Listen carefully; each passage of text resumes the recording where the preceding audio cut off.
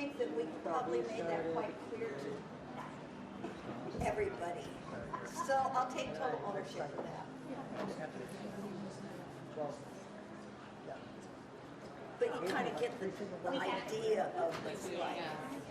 Plus, no one wants to carry home 10,000 pieces of paper anywhere, and it's like, the dead tree, the dead tree. Miss Kathleen? Yes? I can go when I want to. Do you want me to introduce you? I am your pitiful attempt to set up. No, I don't want you. I just want to make sure I'm good to go. You're good to go. All right, that's all I needed. All right, so we're going to get some sound here. Hello, hello. Oh, there we have sound. All right, cool. I think I'm going to stay over here. Hello, welcome everybody. Hope you're doing well. My name is Kaira Esgate, and I am the Executive Director of Reimagining Service. And we're going to spend the next 90 minutes or so talking a little bit about developing a case statement for your volunteer national service program. So I'm hoping that this is going to be a really interactive session. This is a session that we at Reimagining Service, and I'll talk a little bit more about our work in a moment, but this is something that we actually have just started doing at conferences around the country because we heard from audience members that they really wanted to have a conversation about what does a case statement look like, what does that mean, how can we use this tool in order to advance volunteering and national service within our organization. So that's really what we're going to try to do with this session. I really want to take your feedback. I really want to understand what your vantage point is on all of this. So we're going to talk back and forth quite a bit. Rachel is also monitoring the online piece. That's why I'm mic'd, is because we're actually doing this online as well. So people need to be able to hear me. So if you are going to ask a question, which I hope you will, or if you're going to share your experience, which I hope you will, we're going to ask to make sure that we get you on the mic so that the people online can hear that as well. So Rachel's also going to help me out by taking the mic around so that you don't have to get up and down. Okay, sound good? All right, excellent. And one of the other things I always say when I present is that I tend to talk pretty fast. So if you get a blank look on your face, then that gives me a cue that I need to slow down a little bit. So just know that I understand that about myself, and I'm always working on that. But really glad again to have this conversation today with you, and I want to think about it as a conversation and not just a one-way street. Okay? So with that, here's what we're going to cover in the next 80 minutes or so now. So first of all, why develop a case statement for your volunteer program? Secondly, what are the elements of a successful case statement? 3 are some considerations for you to think about as you're developing that case statement. 4, talking about some resources to assist. And 5, because I always do it when I do a presentation, certainly Q&A discussion at the end. However, when I've done the session before, we actually never get to that 5th bullet because we're doing it throughout. And I hope that that's the case for us today as well. Okay? So before I jump in, a little bit more about Reimagining Service. How many of you have heard of Reimagining Service before? Raise your hand. Okay, so a few of you. So I'm actually going to be part of the lunch program tomorrow. So for those of you who are less familiar with Reimagining Service, you're going to learn a lot more about who we are and what we're up to tomorrow. But just to give you a little bit of context, Reimagining Service, we're a national multi-sector coalition. We've been together since the summer of 2009. And what we're really trying to do is get people to think differently and change the conversation about volunteering in this country. So to get people to understand the value that volunteers bring to an organization, how they can really help with impact within an organization, and helping all of you who know this naturally, but the work that you do, how you can be telling your story and articulating that in ways that are going to be really compelling to executive leadership, to funders, and to community members at large. So that's really what Reimagining Service is all about. Again, I'll go into more detail about kind of our frameworks and additional tools and resources that we have to support you and all of that, but just so you can get a kind of a sense of why it is that we care about this in this topic today. So it would be helpful for me, folks in the room, can you let me know, how many of you are with SeniorCorps programs? Okay, okay. AmeriCorps programs? Okay. Any state commission representatives here? Okay. Anyone that I missed? There's no volunteer center folks? Okay, right. So as I think I said in my opening comment as well, we originally designed this to be specifically around how do you really think about a case statement for volunteering Within your organization, I think because of the RSVP programs that we have, or excuse me, Senior Corps programs that we have in the room, I think a lot of you think about your Senior Corps members as volunteers. They just have kind of a different set of responsibilities maybe than an everyday volunteer might. So I think a lot of this translates. You're going to see in the language that we're using today, we're going to talk about national service members and volunteers. I want to encourage you, as you're thinking about this, to translate those words, use whichever phrase you need to for the purposes of your particular program. Okay? Sound good? All right. So before I go to the next slide, one last thing. I always have one last thing. Is that part of the idea behind this case statement work is that, as many of you probably know, if you have a development team within your organization or you've done any fundraising, they always talk about developing a case statement before you go to a funder, right?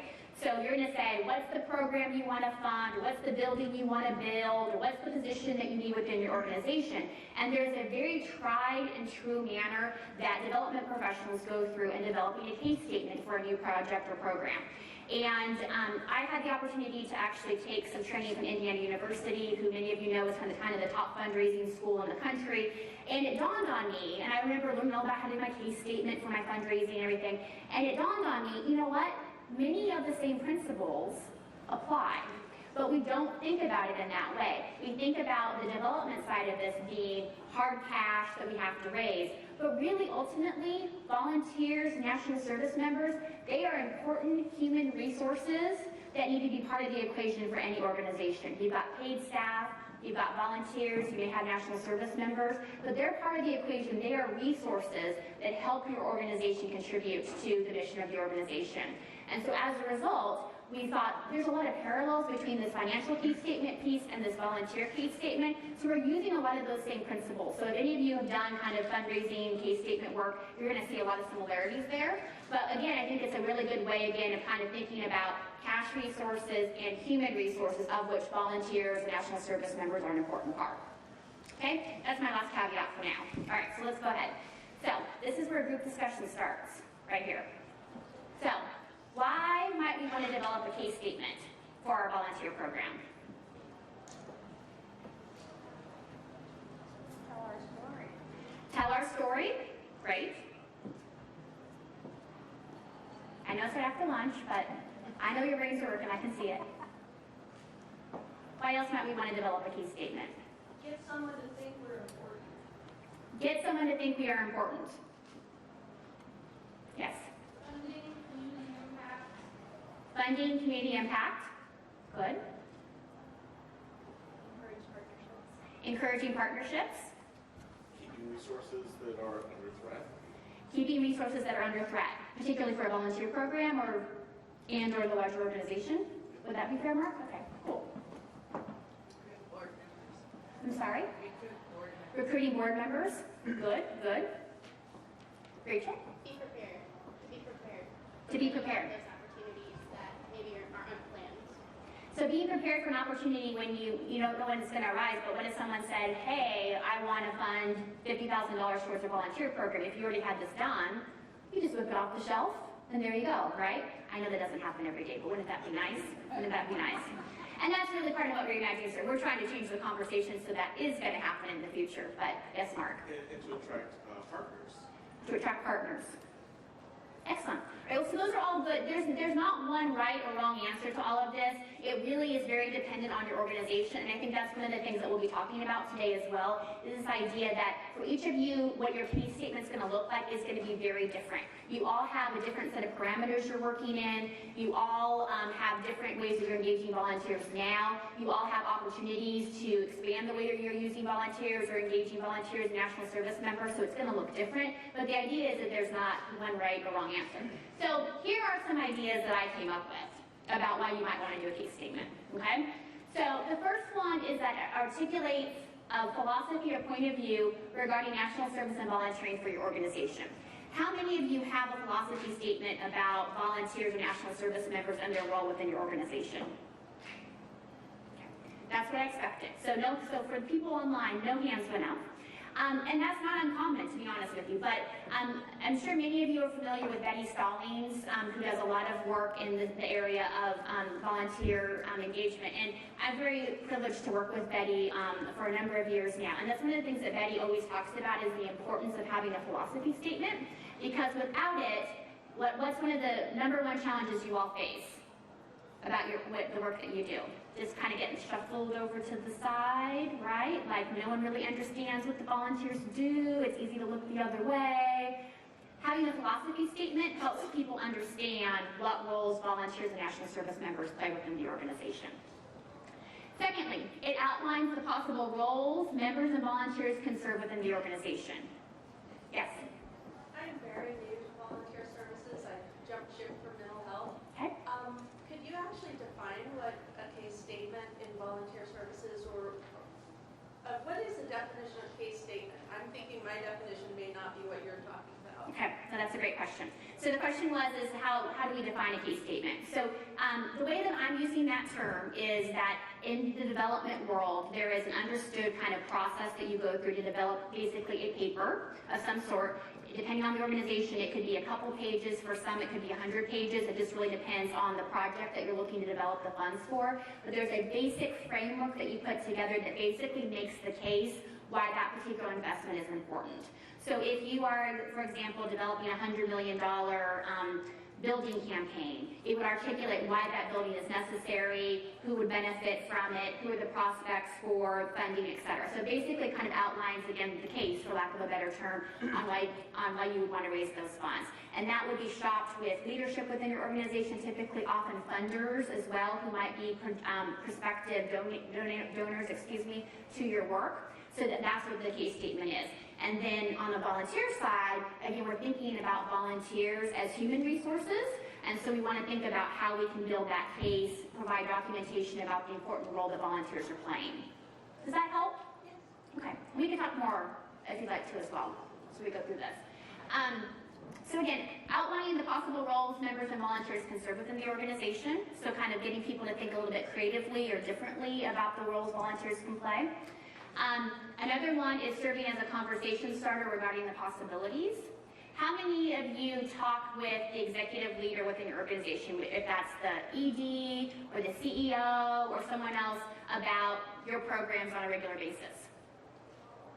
Okay, that's pretty good. That's actually quite impressive. Usually when I ask that question, I get probably about a quarter of the room. So it's great to see that. The idea here is about really making sure that your executive leadership is bought into this process and really understands what value the volunteers are bringing to the organization.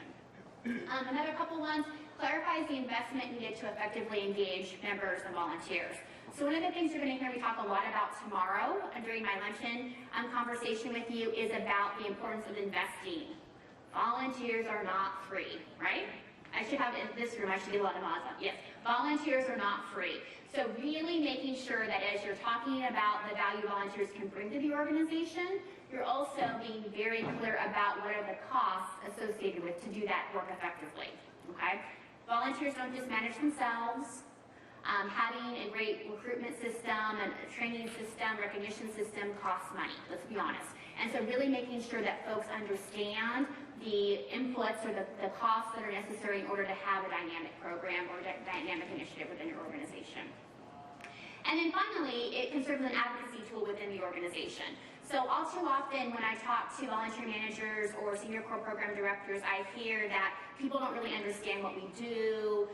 This is an opportunity for you to help educate others within your organization, your board of directors and others, about the roles that volunteers can play, that members could play, and really help them better understand that so they'll be bigger supporters for you in the future. Okay? So those are some ideas I have. Anything else that comes to mind after our shout out here and those ideas as well? Yes. So I run an Ed Award only program. Okay. And with college campuses, and so this is helpful to me because I'm thinking about how do I get the campuses to provide the staffing that we need for them to provide in order for it to work, be a reciprocal relationship. That's great. That's great. So for those online, the comment was that she runs, is Alexis?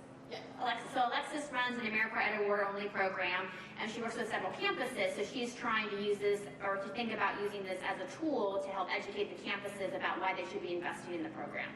Yep, that's exactly what a case statement is about, is really trying to get people to understand why they should invest, why they should care, why they should support the program. Okay? All right, so we're going to go ahead and move on. So, the parts that we're going to talk about now are the elements of a case statement. So again, we are pulling heavily from kind of understood pieces of a financial case statement if you were doing cash fundraising. So the first piece here is providing an overview of your organization. Okay? So what's the vision of the organization? What's the mission? Strategic goals, what services do you provide, what's the annual budget, etc. So again, it's kind of putting that overarching, here's what our organization is. So everyone's on the same page about what the organization does, okay? Then next, we want to identify community needs not being currently met by the organization. So if you were using this as a traditional fundraising case statement, you would say, we need to be able to provide X service, or we need to have this building, or whatever it might be, but you are articulating what that need is. In the work that we all do on the volunteer and national service member side, it's talking about what needs does the organization and the community have at large that we're hoping that, or we envision that volunteers are going to help meet the gap on. Okay, so it's really articulating what those community needs are, because you're going to talk about in the future how volunteers, national service members can help fill that gap. Make sense? All right. Next is identifying organizational needs not currently being met. Okay. The reason that this is so important, in talking with a lot of executive directors about this piece, is that they say all too often I hear from them, it's not really clear what our volunteer program is doing related to the needs or mission of our organization. Okay. I'm sure it's very clear to all of you how the national service members that you're working with or how volunteers fit into the equation, and you see them as critical. But I want to let you know that in a lot of executive directors I talk to, they don't get that connection. So really helping people understand how these resources can help meet those needs is really, really important to get people to think differently about volunteers in the program. And then next is detailed research regarding the organizational benefits to effective volunteer engagement. So what's going to happen as a result of this? So one of the things that Reimagining Service does as well, and we'll talk about some more of this research later today and also tomorrow, and you can always go to our website as well.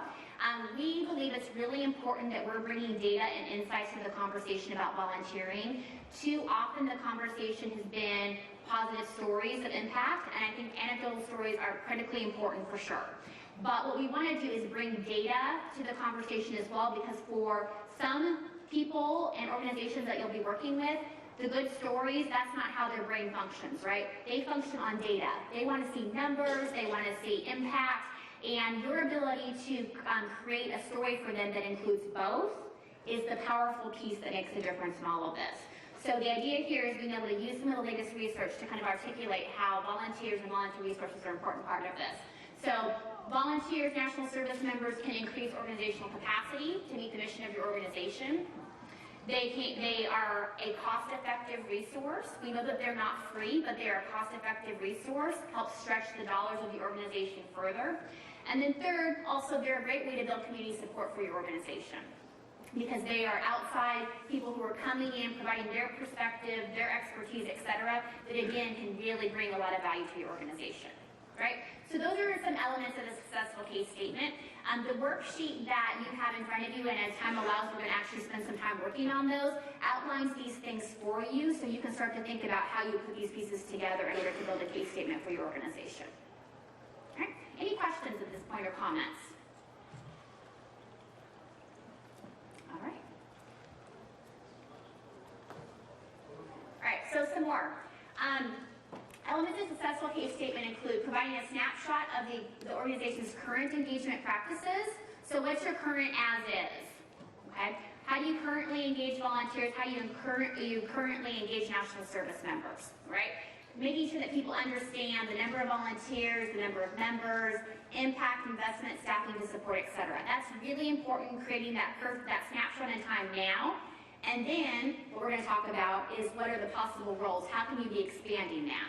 So you'll see the next one is outline the possible roles members and volunteers can serve within the organization. How many of you feel that your organization has been engaging national service members or volunteers kind of the same way for a very long time? Raise your hand. Okay. How many of you think your organization is interested in having a conversation about how you can be doing those same things differently? Okay. Yeah. So the idea here is that a little creativity for you, a little creativity amongst other staff members that you work with, but having a conversation about really what are the possibilities. I mean, a lot of organizations, there's very kind of rote traditional ways that we engage volunteers, and volunteers do this and they do this and they do this, and they don't do all this stuff over here, right? And often there's a really good reason for that. I know for many of you, especially if you are working with senior companions and foster grandparents, there are specific rules about the types of things that they need to be doing, and I totally get that. But the idea being here is trying to think creatively about the different ways that volunteers can help the organization and being able to articulate those in a way that are going to be interesting to people and, again, deal with some of those fears and apprehensions they may have about, oh, that's not a volunteer role, right? How many of you have heard that before? That's not a volunteer role. My answer is to always that is like, tell me why it shouldn't be a volunteer role. Is there a specific reason? Is there a law? Is it like, you really should be thinking about volunteers first and then paid staff second, because the volunteer resource is more plentiful often. It is often doesn't get dragged in all the bureaucracy or drama of an organization. It really is a very plentiful resource that you can continue to re-engage within the organization. So really, why shouldn't volunteers be in particular roles within an organization? And then the other piece here that's really, really important, and I can't emphasize this enough, is that you need to be really clear about the investment that's necessary to effectively engage your members and your volunteers, okay? This is not, I think too often we always think, oh, well, if they can just give us, $5,000 for our volunteer recognition budget, like that would be awesome, right? Like, oh my goodness, $5,000 would be great. When in reality, you're gonna laugh, you want $50,000, right? But the idea is that we're so, as volunteer coordinators, as National Service Program Directors, we've gotten so good about taking what we get and being as resourceful as we can about it, that people often just say, oh, they'll figure it out. They always can figure it out, right? And that's right, because you are resourceful. At the same time, it really undermines the value that you're bringing to the organization and the volunteers and the members that you're working with brings to the organization. So I want to say to you, stand up and tell everybody this is how much value we're bringing to the organization and what we need to be able to do that effectively. That's really, really important. That's really part of the reason that the research part of this conversation is important, because it's going to show that organizations that effectively engage volunteers, they outperform other nonprofit organizations on all aspects of organizational capacity. We're going to talk about that more tomorrow, but there is some compelling research out there now that shows that organizations that do this work well actually are much more effective across the board than peer organizations that don't. So you want to help bring that story to people. Okay? So again, we talked about what staff support is necessary, what financial support is necessary, and what organizational time to implement changes, participate in the training. I think the one thing that I've seen in organizations that are trying to go through this case statement process or trying to make some significant changes in the way they engage volunteers and national service members is that they underestimate the time it's going to take to make the change. If your organization has worked with volunteers and certain roles and responsibilities for a very long period of time, it's going to take a while for volunteers to feel comfortable with changes, for paid staff to feel comfortable with changes, and for you to start to ripple those things through your organization. So don't underestimate the time and energy on this, and and when you're building a case statement, make sure that you're allocating appropriate time for those types of processes. Okay? Yes, Ashley. How long would you think that an organization that's been established, say 15, 20 years ago, and there's major changes that need to be done, volunteers have ran free without direct supervision for quite some time. Okay. Nice. And the staff has had a turnover that's significant. So now it's all new team, volunteers are kind of apprehensive to change. I don't think a year is long enough. I've seen it, and I'm kind of wondering what. So I think for a more significant or substantive change, like you're talking about, Ashley, we're seeing 12 to 18 months. to be honest with you. To make, to completely change the way an organization is operating and engaging volunteers takes that time frame, because you really, and I see a lot of nodding going on about that. And it's usually probably even longer than that, but probably 12 to 18 before you're actually seeing some major changes. And part of that is you got to socialize it with both volunteers and paid staff. You're going to have resistors and paid staff and volunteers. Volunteers that are doing something that they love and they don't see the broader reason that they need to change, they're actually sometimes more difficult to deal with than paid staff, right? Because with paid staff, you have a different set of ways that you can, mark it down, like all of those things, but you basically have another mechanism by which to deal with them. Volunteers is a little bit more challenging. So I would say in my experience, 12 to 18 months is probably more reasonable before you're going to see some of those major changes being institutionalized. Some of the stuff will take longer, and I think the important thing that I always talk to people about as well, and we won't go into this as much today, but it's really important to have some small early wins, so that you have people see that they're making progress on it, so they don't get derailed when you tell them it's going to take 18 months before you completely change the organization. Do you all have, I saw a lot of great nodding back there. Do you have any experience that you would be comfortable in sharing? Sure. We took over as a new sponsor and totally new staff, totally new sponsor, an organization where they'd had the same person running it for, 20 years. It was not at all in compliance, not even close to, it was so far out of compliance, you could not imagine, And so changing the culture, we've had them call the state office and say, you need to come get rid of these people down here. They don't know what they're doing. They're making us fill out forms and things, and it's like, so it's been a real challenge, but we tried for some early wins. We tried to set very consistent. We got the state office on a conference call, put everybody in the room, and said, so let's ask all the questions that you have. Let's make sure, because we want to do it exactly right, and we want to make sure that we're meeting all your needs. So we got them on a conference call and let them ask so that they could see that we were trying to destroy the program. We were in fact trying to bring it into compliance, and at the same time we put some real energy into finding out some of the things that they hadn't liked about the other program. They hated the meals that were served at the trainings. We went out and found restaurants to sponsor the meals so that now they're getting incredible meals. So while they hated us for making all the changes, at the same time we found some ways to, consistently still be there all the time with change happens, and that's okay. We can live with the change, but and some of them it's been a year, it's been about 18 months, and it's taken almost that time. There's some that are just never going to be, it's no longer the right program for them. And they've had to come to the place where they've said, you know what, this isn't the right fit any longer. And we've had to say, we understand that, and we wish you well. And that's a really great point. I'm sorry, your name? Katie. Katie. I think Katie brings up a really good point, especially if you have had long-term staff, but also volunteers that have played an important role within the organization for a very long period of time, and you decide to make a change like this. Sometimes they're going to feel alienated, and it is time to show them the door. And I think that's really hard for us because we're not in the habit of firing volunteers or suggesting to volunteers it's time to move on. That's just not what we do. They're giving us their time, they're giving us their energy, they care about our mission. But if you wouldn't put up with it with a paid staff member, it's my belief that you shouldn't put up with it with a volunteer either. And so sometimes those conversations are really difficult to have, but I think that they're really critically important if you're really thinking about how to be as impactful as possible with your volunteer resources. That's what I would say. And is it a senior program? Foster grandparent program, okay. So thank you for sharing. So, and you're about 18 months now, so you see the light at the end of the tunnel? It's a train, but there is a light at the end of the tunnel. Okay, excellent. Good. I'm glad to hear that. Any other comments or stories folks want to share? Okay. So again, the idea here is that we're talking about the different elements of this case statement. This is going to look very different for all of you, right? Your organizations are completely different. But this is kind of a framework that you can use to kind of sit down and think about how you build that particular case statement.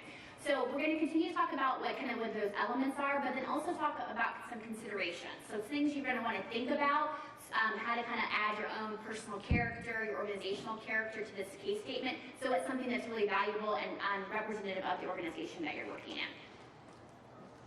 All right, so you have in front of you a sheet that's called considerations in developing a case statement. So you are obviously welcome to, and I see Rachel's on it there.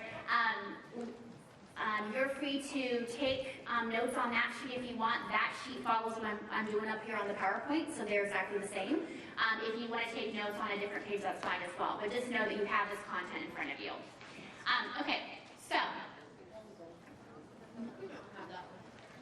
Okay, so Rachel's going to raise her hand, or you're going to raise your hand, and Rachel's going to bring you. Right. And actually, while we're doing that, are we doing all right here? Is this making sense? Or all right, just want to make sure we're all together here. I'm going to take a drink of water.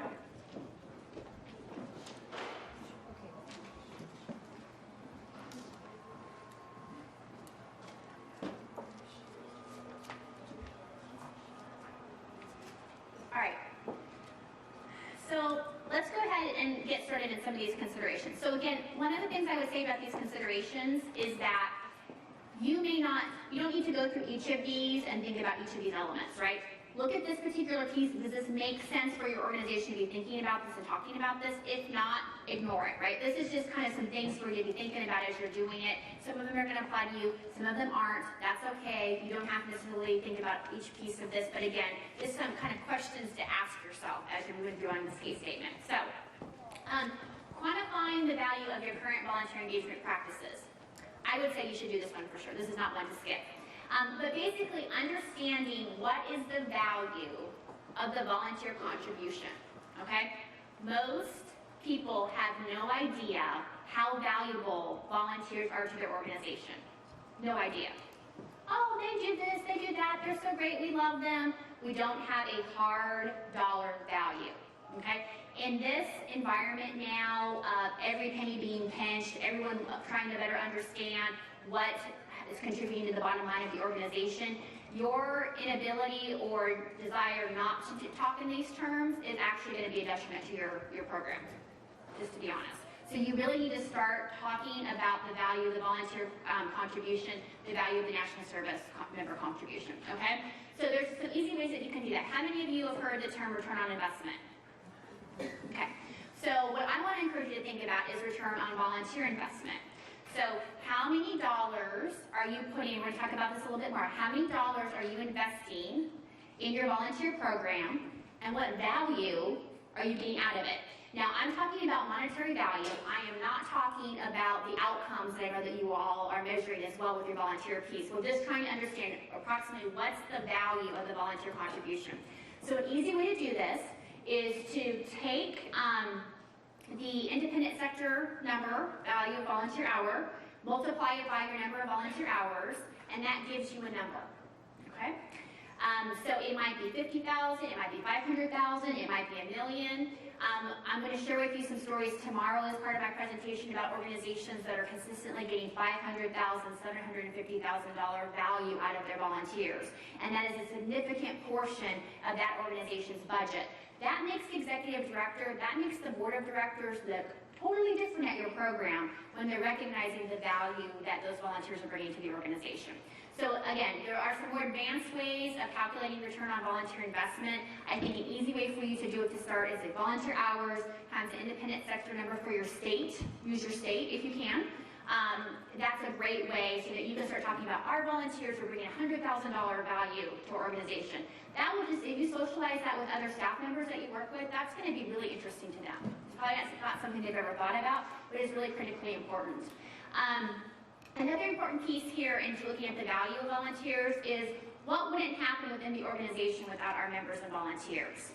Okay? People don't typically think of it that way, but for those of you who maybe were working with Vistas, if the Vistas hadn't been able to show up during the government shutdown, what would have happened? Now, the Vistas continue to serve, that didn't happen, but think about how nonprofits around the country would have looked very different in those 16 days if Vistas hadn't shown up. So again, what value do the volunteers bring to the organization? Painting that in real reality for folks is an important part of this. So quantifying the value of your volunteer engagement is super, super, super important. Okay, what more could your organization accomplish with additional resources? Okay, I think all too often we think about, we are in this scarcity mentality, and I totally understand why we're in that, but we need to think creatively about what additional things we could be doing within our organization and what roles volunteers could play in that. So what kinds of activities can members and volunteers support within the organization that they're not currently doing? Okay, could staff members' time be more effectively leveraged in other ways? Okay. Paid staff members typically were hired because they had a specific skill set, clinical training, they are great at this, that, whatever, and all too often they get bogged down with other things. They get bogged down in the paperwork, they get bogged down in doing this or that, and they're not actually able to perform the duties or utilize the skills for which they were hired. The idea being with volunteers and national service members coming in, how could that free up paid staff to do things that they are uniquely qualified to do? How could they be a backfill, a capacity support for paid staff, which allows paid staff to then do the things that they want to do, that they know need to be done, but they just don't have the time, frankly, to do that? I think that's a really important question and consideration. Rachel. All right, we have a question asking, doesn't talking about volunteer hours with a dollar value give weight to arguments that volunteers can be used to replace paid staff? Great.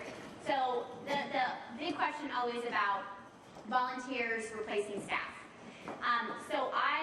What I would say is I will disagree with that. I understand where it's coming from. I do think you have to always be aware of fears amongst paid staff members about them being replaced if volunteers are coming in. The way that I always encourage people to think about it, volunteers are adding capacity to your organization, they are not taking away capacity, okay? So if we were to replace a paid staff member with volunteers, that would just be maintaining the same level of capacity. It's not adding capacity to the organization.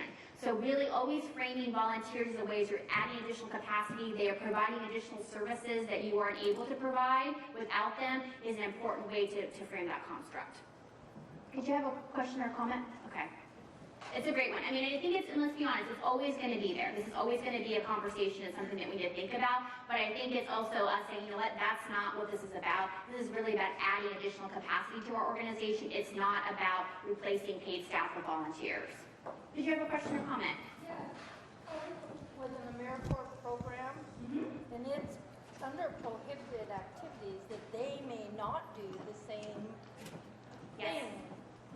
And so, to me, anything that's gray, I have to have the state approve before I move forward. Yeah, and I think for most of you in the room, because you're working with national service programs, there are all the supplementation laws and all those and provisions that we have to be aware of. And so I think that it's less so with national service. I think that when you are working with more kind of everyday volunteers, that's where some of that concern comes in. We're going to talk about skills-based volunteers too. I know there's a lot of concern about that, like, oh, if that person has that skill set, why do we need our accountant anymore? Well, they're going to play a different function within the organization, but there's ways to put that together. But again, this idea, again, volunteers are adding capacity. That's the way to help people think about it, and they're like, oh, okay, now it's not about just replacing paid staff. It's about kind of taking us to the next level, and volunteers are an important way to do that. Okay. And then the last bullet here is, where has the organization wanted to go but has been able to do so? And that's supposed to wrap around, but that's all right. I think I have a typo there, so I apologize. Nice.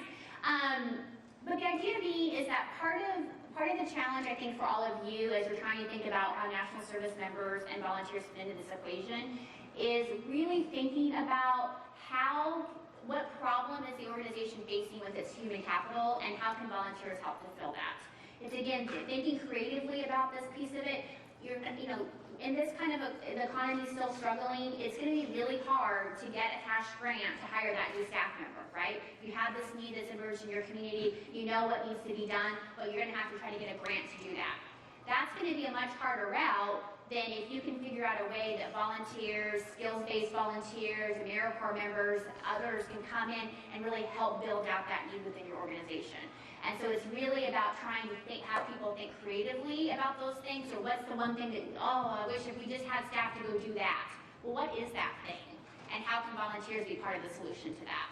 So getting really solution-oriented about it. And it might be, it's actually a combination of paid staff and volunteers together, but this idea that the only way that we can solve these emerging community needs is through paid staff is going to be a really long haul and probably not going to be super successful in all honesty. So trying to find that balance. Okay? Moving on. I get it right here. Recognizing the way your organization is already engaging volunteers. Okay? So often I find that boards of directors don't think of themselves as volunteers. But in most nonprofits, I think pretty much all nonprofits, they are. They themselves are volunteers. So helping people think, again, about the broad range of volunteer activities an organization can have. They have board of directors. You might have a CPA firm who comes in and does your audit for you for free. That's skill-based volunteer. That's certainly something that's contributing to your organization. You may have a volunteer who answers the phones. You might have a volunteer who sorts the mail, whatever. There's a huge range of opportunities that volunteers have, but really helping your organization understand the way that they are engaging volunteers already. So development functions, it's pretty common if you're doing a big fundraising event that probably, even if you have paid development staff, you probably have volunteers that are sitting on a host committee that are calling people in the community to help get donations, all those types of things. Again, those are volunteers. They just have a highly specialized function within your organization. So again, how do you think creatively about those particular roles? Service delivery, maybe you have volunteers that are tutors and your organization is about reading and literacy. You have tutors that are helping to support the children that they're working with. Again, that's an example of service delivery. And then administrative functions, whether that be someone who sorts the mail, answers the phone, is helping to support your executive director, is doing board development activities, all those types of things, those administrative functions that make sure that the organization is running, the trains are running on time every day. Next is quantifying the savings the organization realizes as a result of these volunteers. Okay, so we talked a little bit about return on volunteer investment. Another way of looking at this, kind of a more advanced way, would also be trying to calculate if we had to go out and pay for this service, how much would we have to pay? Now again, that gets a little bit, that starts to get a little bit gray area, like the question that Rachel just posed, where people start to get a little bit nervous about quantifying that. But a nice way of doing this, for example, and this is a classic example, if you have, again, a CPA firm that is coming in and doing accounting work for you as a pro bono service, if you had to go out and actually pay a firm to do that, how much would that be? And instead, you're investing a little bit of paid staff time to help work with that CPA firm, and that shows you the kind of savings that you're able to generate because you are engaging that skills-based or that competency-based volunteer. So it's about understanding how you're kind of saving money there without necessarily talking about paid staff's role and all of that, I think is an important thing to understand as well. Does that make sense? So there are a couple of good tools there. The Hands-On Network, many of you I know are familiar with Hands-On Network, it's handsonnetwork.org. They actually have a calculator that you can use to help with this. So what they've done is they've gone through the Department of Labor Statistics and looked at the price on average, an hourly wage of certain functions. So they have it for like all sorts of professional services, etc. And you can basically take that number and multiply it by how many hours you normally would see in that function area, and it helps you generate that number. So how much, again, you are able to save for the organization by engaging a pro bono or a skilled volunteer. So I encourage you to check out that calculator. There's some other emerging ones right now as well, but that one has been around for a while, so I think from a methodology perspective, it is pretty sharp. Okay? And then next is identifying your internal supporters, other staff, board members, alumni members, volunteers, to reinforce messaging regarding the value of members and volunteers. So how many of you are using your current volunteers, paid staff that are supporters, how many of you are using them as advocates for the work that you do on an everyday basis? Okay, so a few of you. So what I want to do is encourage you to think about who your friends are within your organization and your board of directors, and help make sure that they have all this information that you're putting together too, so they can help be an advocate with you. It's not just your responsibility to be the advocate for volunteer national service members in your organization. Hopefully everyone's going to be an advocate, but you are going to need to equip them with these numbers, this information, those anecdotes to help them be an advocate and a supporter for you as well. Okay, so next, I want you to think about determining your pitch angle. So So what do I mean by pitch angle, all right? So I know Kathleen from Oregon Volunteers really well. So I know if I'm going to convince Kathleen that I want her to do something, the best way for me to do that is for me to paint a picture, give her a story that is really compelling and provide her some good data with that because she likes that combination of data and storytelling. That's what's going to get Kathleen's attention, all right? So I have a former colleague who could care less about the fuzzy story. She just wanted to see hard numbers, black and white in a spreadsheet, okay? So if I was going to pitch her something, it was all going to be numerically based, so I could show the difference. Other people I'm sure you all work with, they want to hear the story, and there's probably a combination somewhere in between. So whenever you're thinking about building a case statement, whether it be for fundraising or for this side of it, you got to figure out who your audience is and what your pitch angle is, so that you are, again, matching that up with the audience. So is it going to be, what's the added value that's going to happen? Are you going to increase service delivery? Is that what they care about in your organization? You have hundreds, if not thousands of people on the waiting list for your service, and you're going to help them figure out how are you going to solve that problem. Is that what's going to resonate? Is it going to be that you have strengthened organizational capacity? Maybe your organization really struggles with some of those basic everyday operations that are really important for a successful organization. If that's something that folks are concerned about, especially in executive leadership, that should be your pitch angle. Staff are engaged in new ways. Do you have a lot of staff who have been with the organization for a while and are thinking about moving on because they're bored or they want to do new things, and the only way that they think that can happen is if they go to a different organization? If that's the case, bringing volunteers in to kind of help change the way the organization operates and freeing them up for those things could be a really great way to retain paid staff as well. Relative cost savings to the organization, okay? We'll be able to do more and do it more cost effectively if we're engaging volunteers. For some of you, that's going to be the case. And then for some, you've got the person who thinks they're the big innovator, right? Like they love the new bright shiny thing, love the bright new shiny thing, right? So if you can show them that volunteering, civic engagement, national service member is the bright shiny penny right now, and that's the way you're going to get them to move to support this, then that's something that you should be talking about as well. So that kind of leader is going to love to hear about the presidential task force that Valerie talked about this afternoon.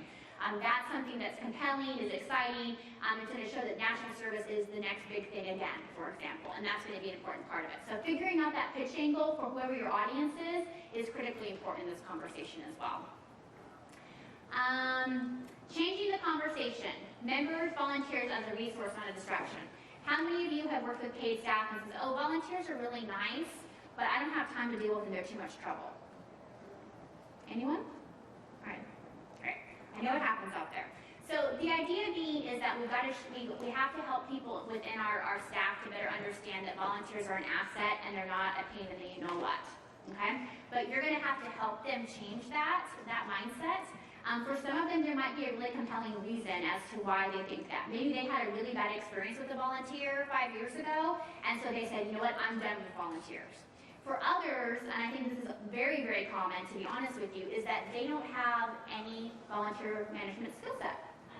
So they think that it's too scary to manage a volunteer because they don't know what to do with them, okay?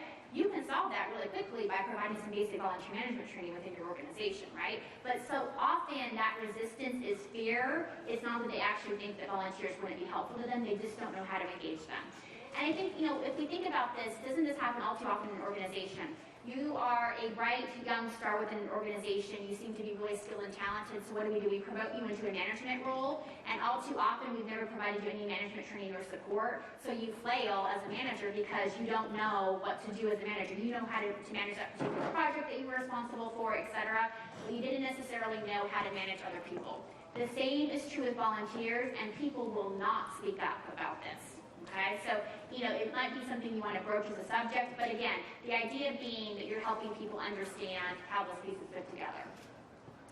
And then again, using the available research to support your pitch. So again, I'm going to talk to you more about research during my talk with you tomorrow, but knowing that really the research shows that organizations that are engaging volunteers effectively are outperforming peer organizations across the board. And that's, I think, an important thing for people to understand, that volunteers really equal capacity for organizations and allow them to do more, often with less funding. Okay.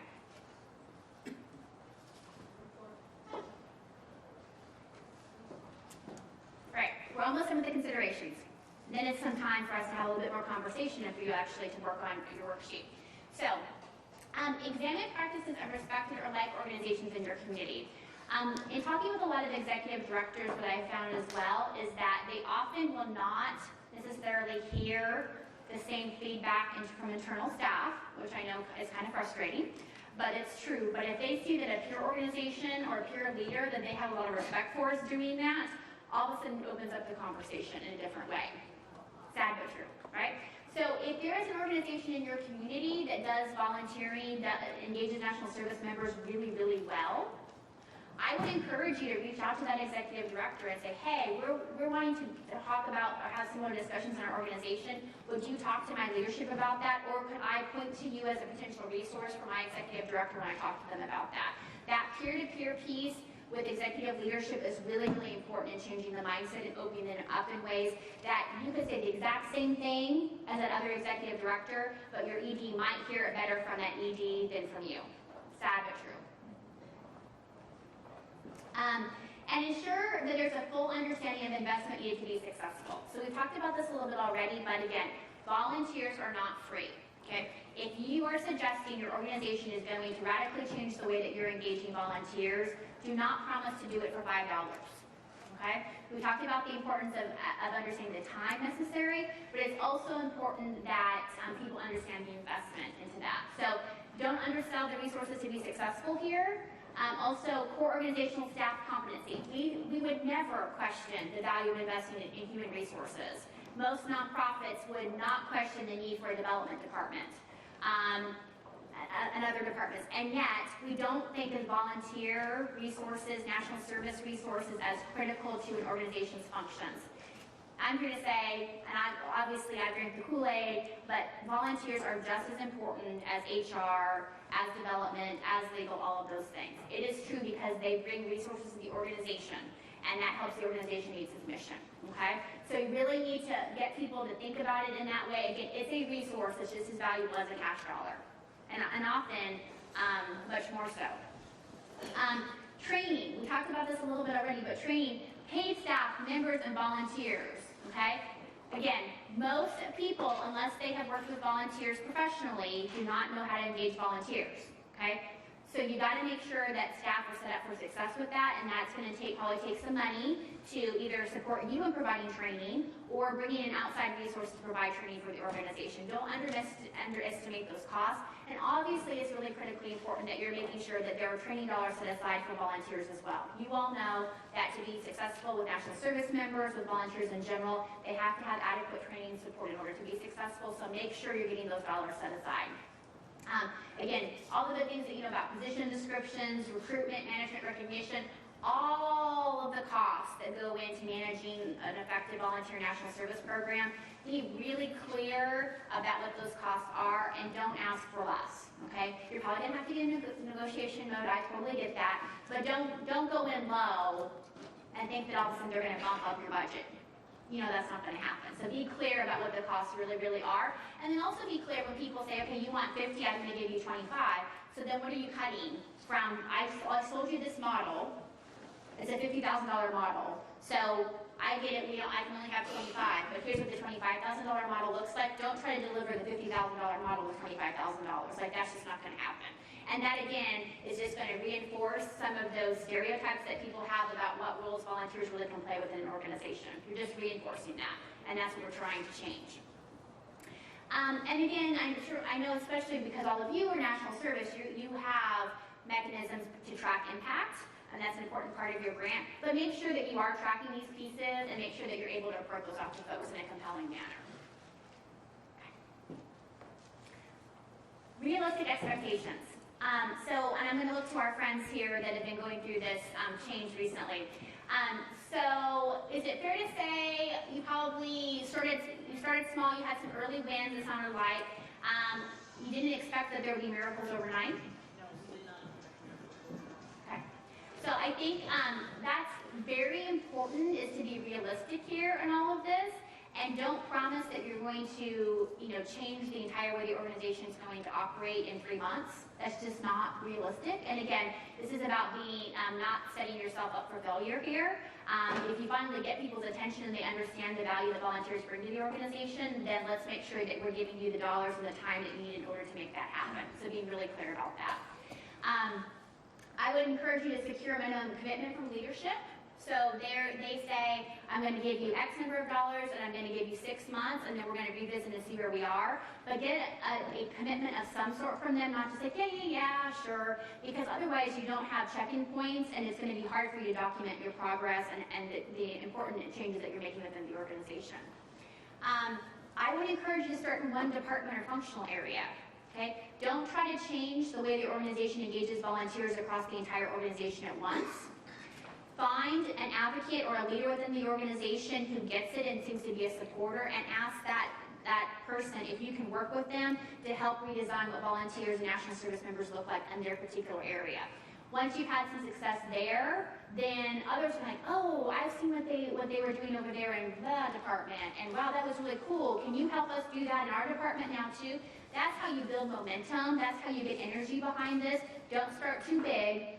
Start focused, know what you're going to do, be successful with it, and then that will spread to other parts of the organization. Make sure that paid staff have realistic expectations of member volunteer times and skills.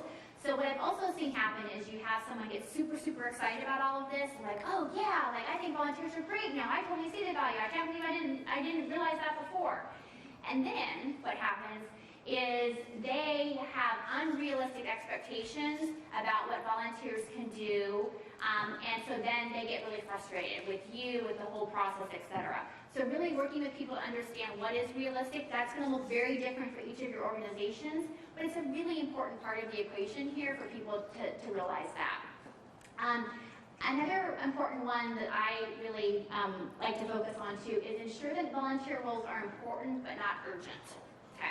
So as we talked about before, one of the things I have found is when people are not supportive of volunteers, it typically is because they had a bad experience with a volunteer and they were left holding the bag. And so I think what's important to do is to really understand what roles volunteers can play that really help contribute to your organization. But if that thing didn't happen at that particular point in time, that the whole organization doesn't fall apart, right? So we've all kind of heard the classic story of the big kind of development, the gala event that's going to raise all the money the organization needs for the year. Volunteer was in charge of it, something happens, they flake, and then staff are spending 100 hours a week for the month leading up to it trying to solve it. Probably want to make sure paid staff members were heavily involved in that project because it was so critical to that organization, right? So again, you want to trust volunteers, you want to believe in volunteers, but also because you don't have the same mechanisms of dealing with discipline or other issues that you do with paid staff members, don't put something on a volunteer that if they fail or flail on you, that you're left in a really, really compromising situation. So again, they're important roles, but they are not urgent roles for your organization. And making a distinction between those two things is really, really helpful. And then providing extra support to what I call the volunteer naysayers to ensure success.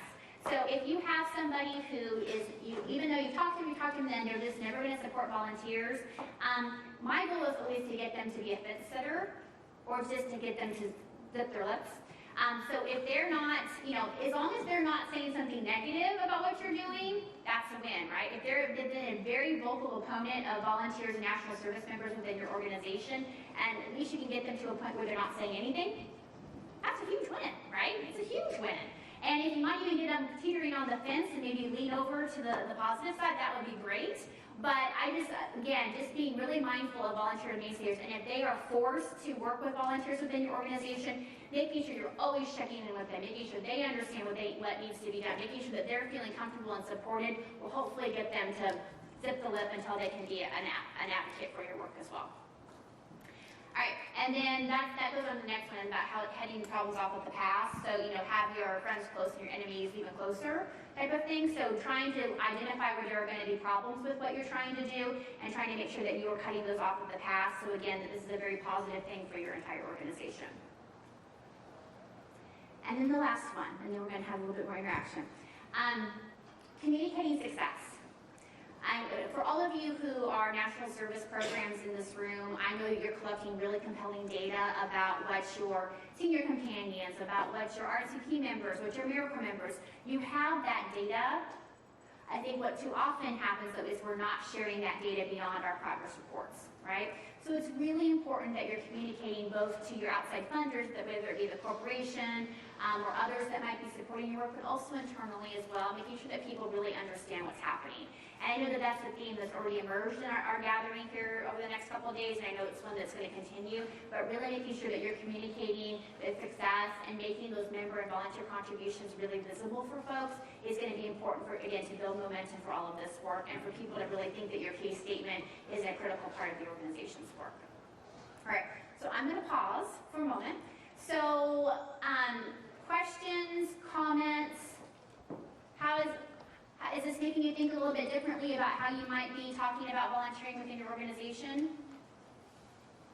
Anyone want to share some thoughts? Rachel, do we have anything online? Okay. All right, I'm going to do time check here. All right, so what we're going to do now, I have a few more slides that we'll wrap up with, but what I actually want to do is I want to give you about 5 or 10 minutes, and you have a worksheet. There's, I don't have a couple, thank you, that says outlining your case statement.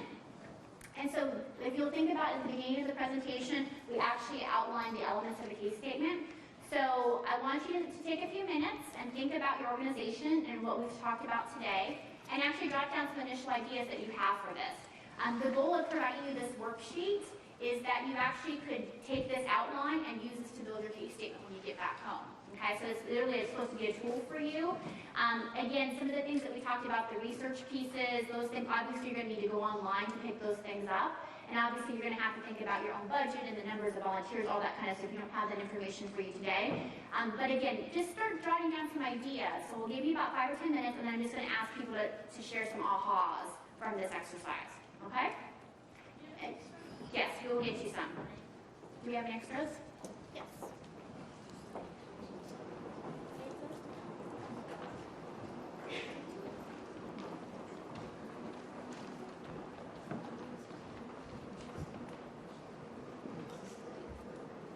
Yeah.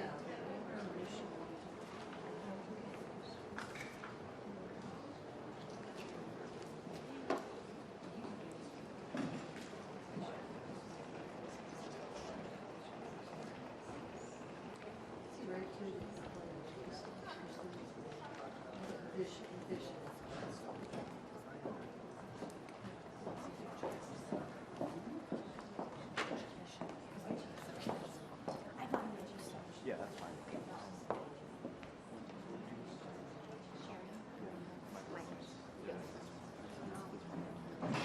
This one doesn't really go far. Okay.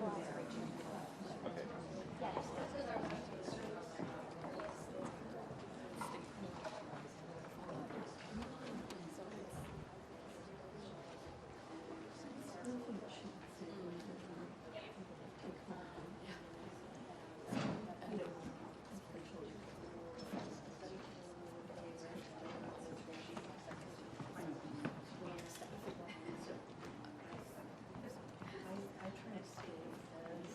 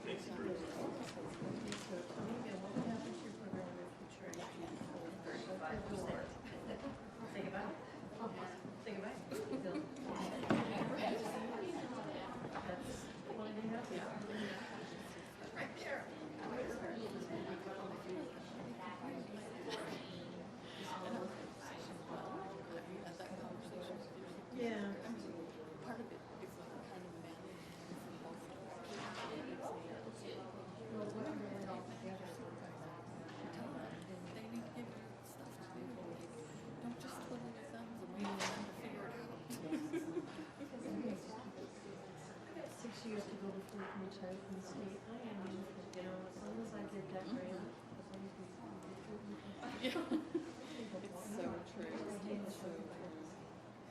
I'm gonna try and bring some more change, and I'm gonna try and shift over a little bit, but, you know, lead grants doesn't accommodate the news. So, I mean, there's no much changing you can do that's supported by the.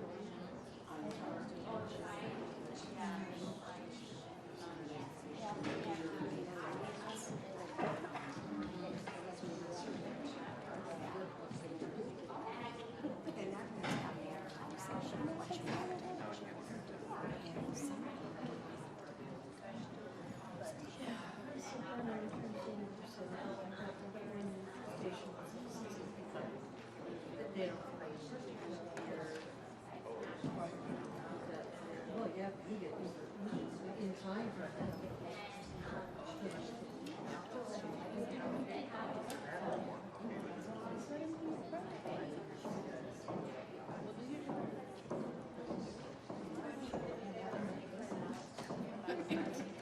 Oh yeah, we have that too. Like, oh, the old that are like, just fill out a timesheet, and we'll go from that one. We don't even tell you when you're going to your car. And it's like, no, we have actual. It's like, and you have the same regulation for everything. You can't just feel like it. And it's like, It is different. I'm not tied to this education. I'm doing whatever I want. Thank you. So that's going to be interesting for sure. That's great.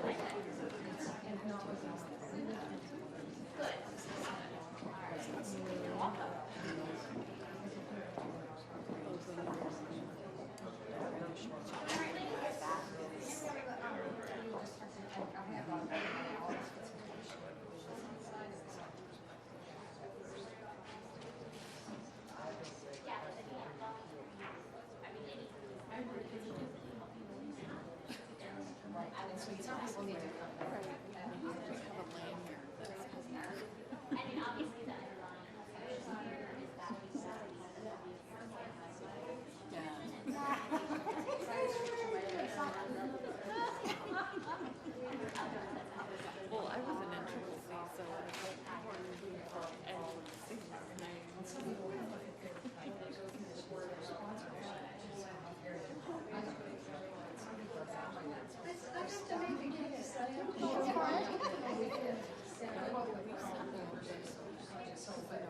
It's not easy to make us fit into college. But I do, it's not Well, hopefully again, it's not,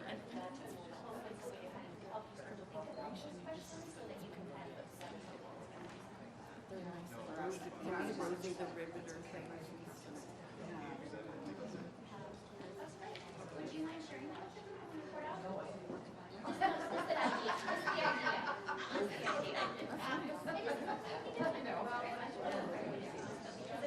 What's the idea?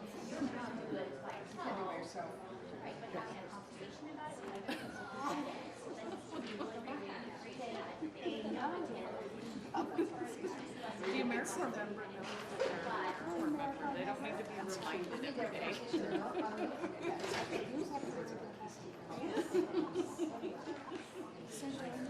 Well, and that's one of the things I'm going to share with my students is that as we start to get more people doing this type of work, that we want to start collecting those key statements and examples so that people will actually have an example of what works. And I should have said that.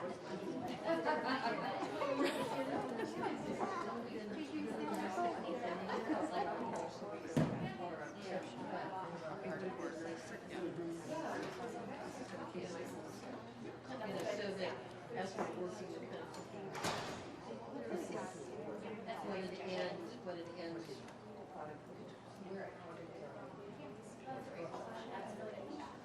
Okay, I'm going to go check on the time.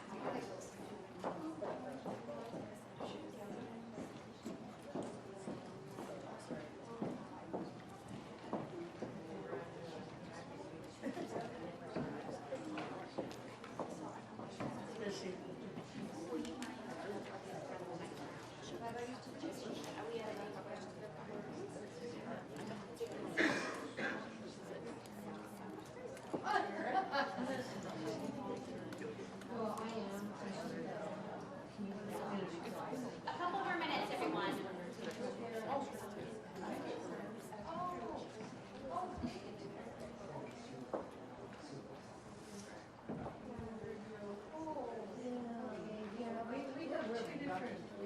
We had two different limits. So he went on to the university. That was one of the big arguments we had. We do and so we had coaching sections. So we're reuse. So you are that's when I was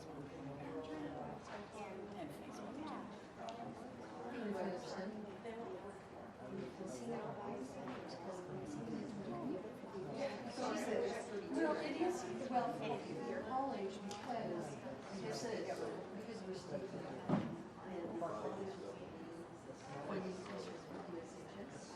and that's the so they said it's already too late.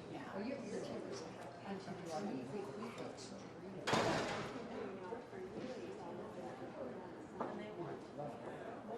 You know what, if they can do something like that, that's well, and that's what you need to do, is you need to show more.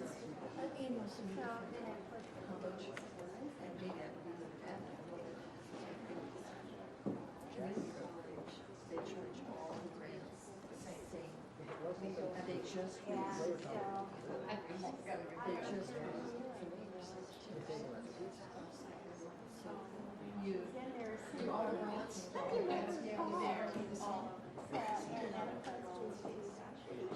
You might want to go to your supervisor and make a case for your church and stuff. Yeah, but every time you get take care of it. And you have to see All right, if I can have everyone's attention. Sorry to interrupt. I see some of you scribbling feverishly, which is great. All right, so we just want to take a few minutes to kind of, you've had a few moments to kind of jot down some thoughts, anything that comes to mind, people that you'd like to share with the larger group, any ahas, insights.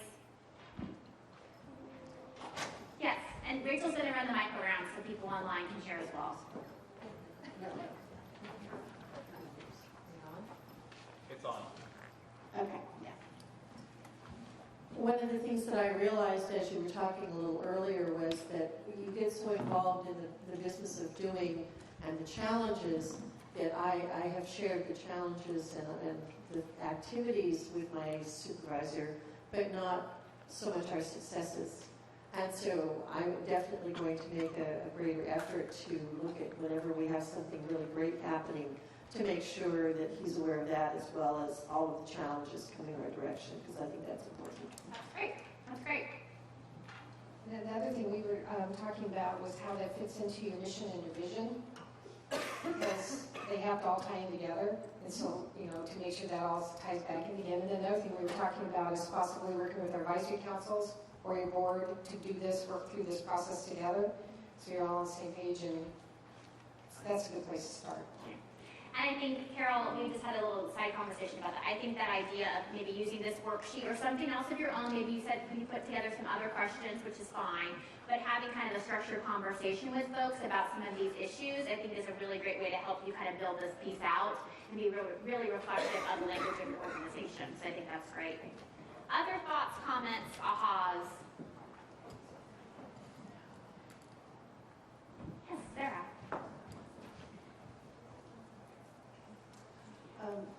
I've been the project director for an RSVP program for 12 years. And yet I have heard so many times about the independent sector and putting the value of the volunteers and making that as grand as we possibly can. And yet I have seen other folks doing that, and it seems to fall flat in some ways. So I was really taken with the idea using the shutdown, the 16 days of the shutdown, and how many meals would not be delivered. That's great. How many rides would not have occurred, bags of food, things like that I think we could all relate to. I mean, it's a short-term thing, but it might work for a newspaper article. Yeah, that's great. And again, this is, you need to adjust these things how they're going to work best for your organization. But I think if you're in your organization, your community, if that's the way it's going to resonate the most, I think that that's perfect. Again, it's showing the value that volunteer contribution is bringing to the organization and the community. I think that's really great. Adding that number sometimes is kind of cold and calculated. Yep. Yeah. No, I think that that's fine. I think that that's good. I mean, I think you need to know, again, who your audience is and what's going to resonate with them most. And if you know that that part is not going to resonate, the independent sector number, then don't use it. I think it's good for you to know it in case you meet somebody who does care, think about it in that way, because then you can ooh. But that doesn't mean you have to use it with everybody that you're working with. So, yes. One thing in particular, when I was listening, was the idea of speaking the language of who you're pitching to. And our organization, I'm with Foster Grant Senior Companion, but I would like to look and see about broadening the range, since all of our volunteers right now are low-income volunteers. And kind of the idea of having a broader spectrum of volunteers, and thinking how the university thinks with the foundation. Well, they are very, very focused on their endowment. And if we had volunteers coming in of all income ranges, that would give them a little bit of access to people that would be vested in the idea of our organization in a legacy type. So that was an interesting speaking their language. Right. Yeah. And I think that I talk a lot about kind of executive leadership and the importance of getting your executive leadership on board. And I think the challenge for all of you, and I'll be honest, I think this is a challenge, is how do you take the work that you're doing on an everyday basis, which is often ruled or influenced by complex regulations, etc. How do you translate what you're saying to your executive leadership in a way that's really compelling to them? They're not going to translate your language for you. If you want to be successful with them, you have to be that translator. And I know that that's hard at times, but really want to encourage you to, when you're talking to different audiences, think about the way that they approach the work, how they're seeing the work, the language that they're using. You've got to be that translator to help them understand why this matters, why it's important. That's great, thank you. Anyone else? Okay. So we just have a couple minutes left, my friends over here at the table on the left reminded me of something that was really important that I forgot, so I want to apologize for this, which is, boy, it would have been really nice to have an example of a case statement that maybe we could look at, right? Way to go, Kaira. So what I want to say is that we have just started this conversation, and I have been scouring the country for volunteer case statements. It sounds like, oh boy, that would be easy to collect those, wouldn't they? It's much harder than you might imagine. So we are actually in the process right now of developing some tools and resources, basically, and we're going to write some as a way for you to kind of see some language. I also know of a couple, so they're getting approval right now because it's an internal document. They're getting approval right now to be able to share those with us so that we can share them more broadly.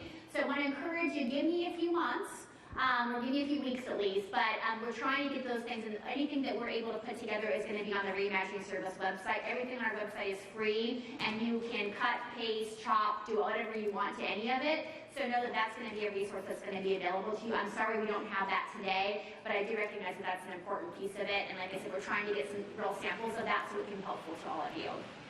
And that was a big miss on my part to start, so I apologize for that. In our remaining few minutes, I just want to talk about some other tools that you might want to be aware of as you're thinking about your case statement. So, and usually when we've done this workshop, I do what I'm doing at lunch tomorrow first, and then we do this workshop, so there's a little bit of back and forth here. But the research. I've talked a bunch about research today, and so again, want to let you know that there is a research section on our website that documents some of those bullets or those methods I shared with you today. I'm going to go into more detail those tomorrow, but I want to encourage you, if you're wanting some good research that says, boom, yes, if you engage volunteers, your organization is going to perform others, that information is available on our website. So you'll see a TCC group and Deloitte. That's going to make a whole lot more sense when you hear me talk tomorrow. Okay, but know that that's there. Next, tools and resources. On our website as well, there's a nonprofit volunteer management funding guide. So there are some examples of how you take some of this language and put it into grant applications in ways that are compelling.